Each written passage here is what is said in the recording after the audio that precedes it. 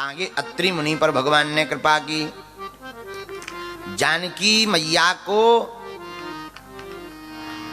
पतिव्रत धर्म का यहां आगे मार्ग मिला। भगवान और आगे बढ़े दंडकारण्य में, तो सुतीक्ष्ण मुनि की पास पहुंचे भगवान। पुनि पुनि चंदन पुनि पुनि पानी, ठाकुर जी सड़ गए हम क्या जाने। इन्हीं सुतीक्ष्ण मुनि पर कृपा की। सुतीक्ष्ण मुनि जी अपने गुरुदेव अगस्त मुनि के पास भगवान को ले गए। भगवान और आगे बढ़े तो पंचवटी में भगवान दंडक बन पुनीत प्रभु करहूं, उग्र साप मुनि बर कर हरहूं। राम जी दंडक वन में प्रवेश भये, पंचवटी पहुंचे। वहां पर गीध राज से भेंट भई, बहुविधि प्रीत बढ़ाई। गोदावरी निकट प्रभु रहे, परन ग्रह छाय। पंचवटी में राम जी कुटिया बना करके गोदावरी के निकट बसने लगे। खूब आनंद छा गया। और एक बार भगवान ने लक्ष्मण जी को सत्संग सुनाया वहीं पंचवटी में। एक बार प्रभु सुख आसीना, लक्ष्मण बचन कहे छल हीन। इस चौपाई पर बहुत विद्वान तर्क करने लगते हैं कि क्या पहले लक्ष्मण जी छल युक्त बातें बोलते थे जो आज छल मुक्त बोले? नहीं नहीं नहीं नहीं, विद्वानों को एक बात समझनी चाहिए।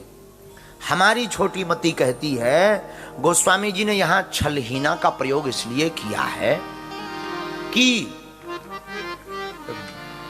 प्रतिदिन तो लक्ष्मण जी भाई के नाते बात करते थे। आज जैसे एक छोटा सा शिशु, छोटा सा बालक अपनी माता से बिना कोई भाव देके हुए एकदम नटखट आवाज में बात करता है, उसी प्रकार लक्ष्मण जी ने शिशु की भांति छलहीन बातें की है।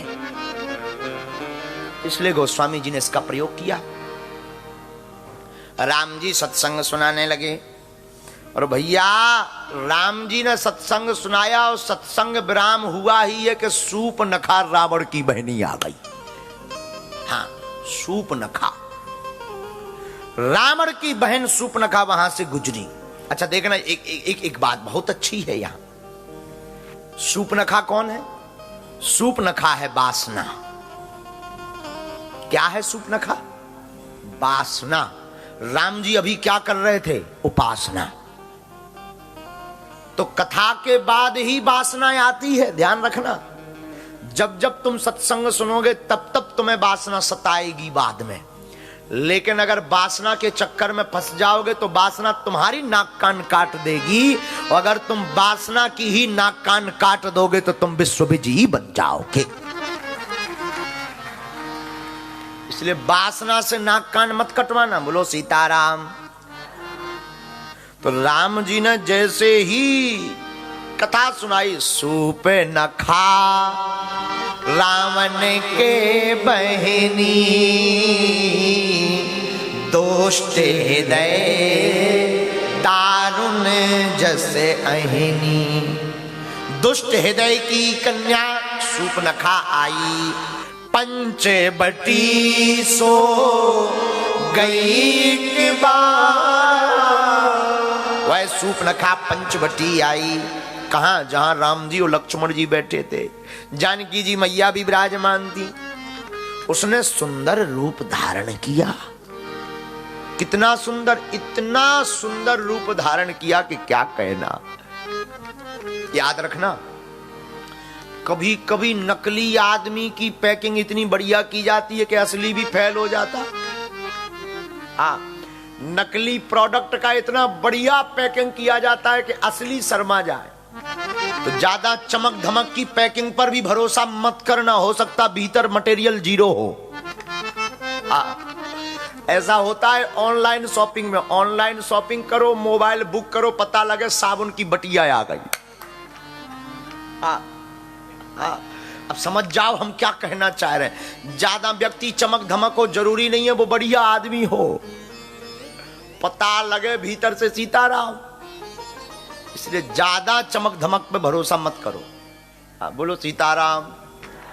वही सूपनखा का हाल है। सूपनखा सुंदर रूप धारण करके राम जी के पास आई। राम जी ने कहा, कहो कौन? प्रभु आज तो अद्भुत हो गया। क्यों? राम जी से डायरेक्ट बोली, हमें आपसे विवाह करना है, शादी ही। राम जी बोले, जय हो। मन ही मन राम जी सोचने लगे, जो कन्या अपने लिए वर देख रही हो वो कितने बढ़िया खानदान की होगी, ये तो पता लग रहा है। राम जी ने पूछा, कौन से खानदान की? उच्च खानदान से कहा, बहुत उत्तम कुल की हूं, आप हमारे साथ विवाह करो। राम जी बोले, क्यों? तो सूपनखा बोली, तुम सम पुरुष ना मो सम नारी। प्रभु आपके समान ना तो कोई पुरुष है, हमारे जैसी कोई सुंदर नारी भी नहीं है। राम जी बोले, जय हो देवी जी। तो राम जी बोले, अब तक शादी क्यों नहीं की? महाराज इसलिए शादी नहीं की, मम अनुरूप पुरुष जग माही, देखो खोज लोक तिहु नाही। सूपनखा कहती है, सरकार हमने अपने लिए वर खूब ढूंढा सुंदर, पर मिला ही नहीं। हम इतनी सुंदर थे कि कोई हमारे जैसा मिला। राम जी बोले, वाह क्या कहना, अद्भुत बात। लेकिन रुकी नहीं। राम जी बोले, फिर हमसे क्यों विवाह करना चाहती हो? तो सूपनखा कहती है, ताते अब लगी रहूं कुमारी, मन माना कछु तुम्हें निहारी। अपने योग्य हमने वर नहीं पाया, इसलिए अब तक मैं कुंवारी रही। राम जी बोले, जय हो। राम जी बोले, फिर हम? बोले, आपको देखकर कुछ लग रहा कि बढ़िया हो। राम जी बोले, कुछ? इसका मतलब हमसे कोई बढ़िया मिलेगा तो हमको तुम डिवोर्स दे दोगी? कछु मन माना, आप चौपाई पढ़िएगा, उसमें कह रही है ना सूपनखा, मनु माना कछु कछु तुम्हें। ये कछु बुंदेली शब्द है, ये कछु ना बुंदेली शब्द है। कछु यानी कुछ। गुजराती में क्या कहते हैं? थोड़ा, काई, काई, समझ जाइए, काई। सूपनखा कहती है कि मन माना काई तुम्हें निहारी। हाँ, कुछ मन माना है, काई मन माना है। हाँ, ज्यादा नहीं। राम जी बोले, जय हो।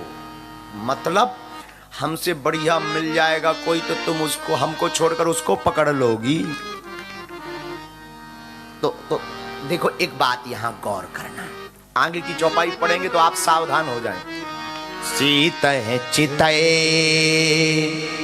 कही प्रभु बाता। राम जी ने जो बात बोली ना, वो सूपनखा की तरफ देखकर नहीं बोली, जानकी जी की तरफ देखकर। इसका उद्देश्य क्या है? रामायण तब तो कहते हैं रामायण पढ़ो। इसका उद्देश्य यह है कि अगर जिंदगी में कोई और स्त्री तुम्हारे ऊपर डोरे डाले तो घबराना नहीं, अपनी पत्नी की तरफ देखते रहना, तुम्हारी नाक कोई नहीं काट सकता है। ये उपाय है राम जी की तरफ से। इसलिए आज की जितनी माताएं कथा सुन रही, अपने अपने पतियों को ये कथा जरूर सुनाइए, काम आएगी, नहीं तो दूसरी वाली फुर्र उड़ जाएगी। हाँ, आज की कथा तुम्हारे काम की है। तो जानकी जी की तरफ देख करके राम जी बात करते हैं, सीत है चितय कही ते ही बात, आए कुमार मोरे लघु भ्रात। जानकी जी की तरफ राम जी देख रहे हैं। तो किसी ने पूछा कि बात तो सूपनखा कर रही, पर देख जानकी जी की तरफ क्यों रहे? मानो राम जी कहना चाह रहे हो कि ऐसी वासना तो जिंदगी भर आती रहेगी, आने दो, कोई दिक्कत नहीं है, वासना आती रहेगी, पर जब जब वासना का प्रहार तुम्हारे ऊपर हो, घबराना नहीं, अपनी धर्म पत्नी की तरफ देख लेना, तुम बहक नहीं सकते हो जिंदगी में।